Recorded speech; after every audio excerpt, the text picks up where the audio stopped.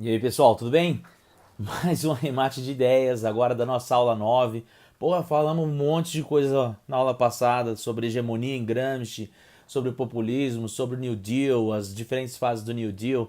Espero que não tenha ficado muito confusa a aula. Não sei não. Eu confesso que no conceito de hegemonia eu acho que eu poderia ter sido mais claro.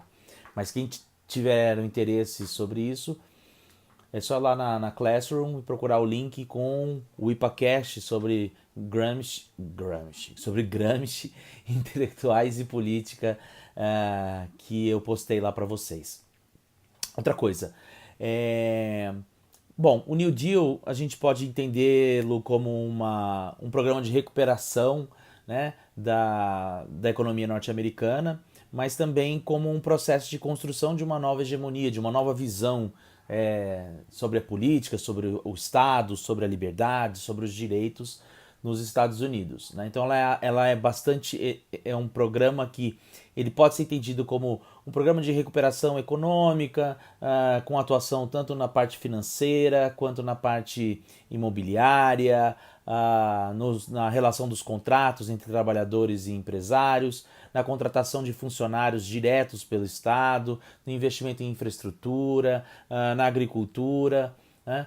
A gente pode entender dessa forma como ele realmente foi, né?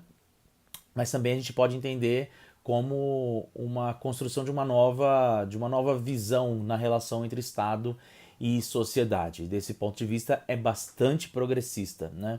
E vai ter bastante êxito, né?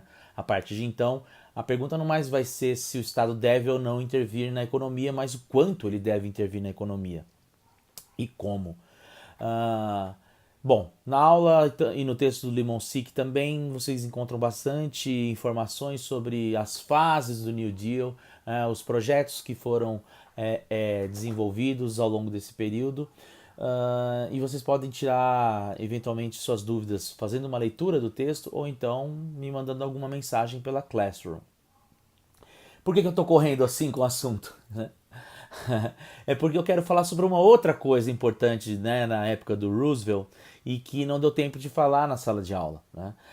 O Roosevelt ele vai ter uma importância bastante grande na alteração da política externa dos Estados Unidos.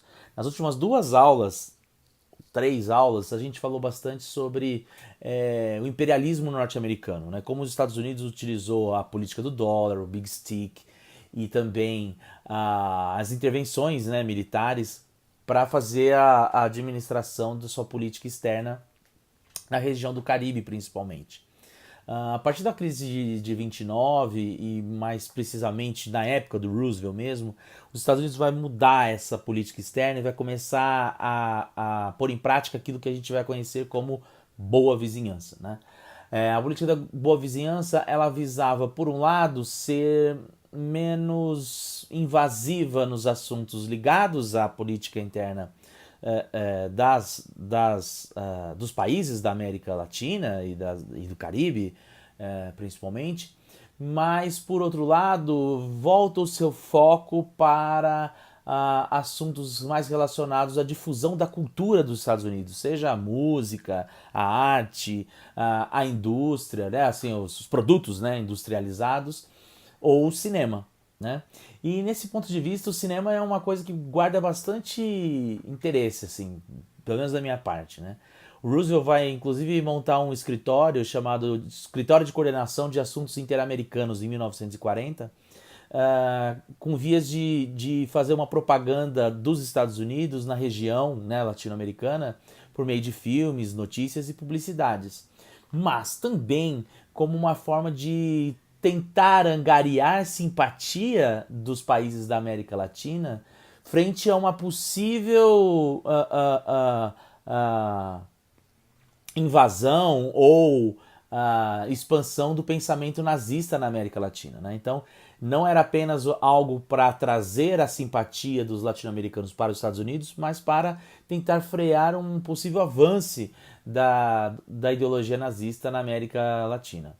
E aí existem uma série de filmes, de músicas, de programas que a gente pode encontrar que demonstram essa tentativa dos Estados Unidos, por meio da sua cultura e da sua indústria cultural, de estabelecer um relacionamento com os países hispano-americanos e o Brasil também.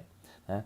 O caso clássico é o Walt Disney. Né? Os filmes do Disney dessa época, como por exemplo Saludo Amigos, de 1942, que é um filme dividido em 4 sessões, com historinhas independentes, fala sobre a passagem do Pato Donald no Lago Titicaca, no Brasil, numa visita muito louca ao Zé Carioca, regado a cachaça, samba, né?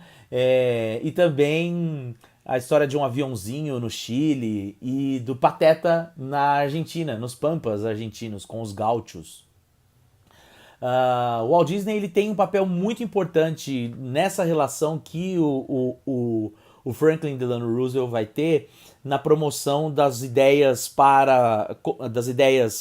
dos Estados Unidos para enquanto política externa, nisso que as relações nacionais chamam de soft power, né? Essa maneira de você influenciar as decisões das outras nações, não por meio do uso da força direta, mas por meio da persuasão cultural ou ideológica. Né? Por exemplo, na Segunda Guerra Mundial, dentro da política interna dos Estados Unidos, o Walt Disney vai ser responsável pela elaboração de várias histórias que vão falar a respeito do New Deal, né, da recuperação da economia, entre elas Os Três Porquinhos. Né? Os Três Porquinhos foi um filme que foi feito para passar a mensagem de que é importante trabalhar, né, contra o lobo mau, que é a Grande Depressão, em conjunto. Né? Lembra que nós falamos na aula passada que os fracassos individuais agora não eram mais vistos como um item de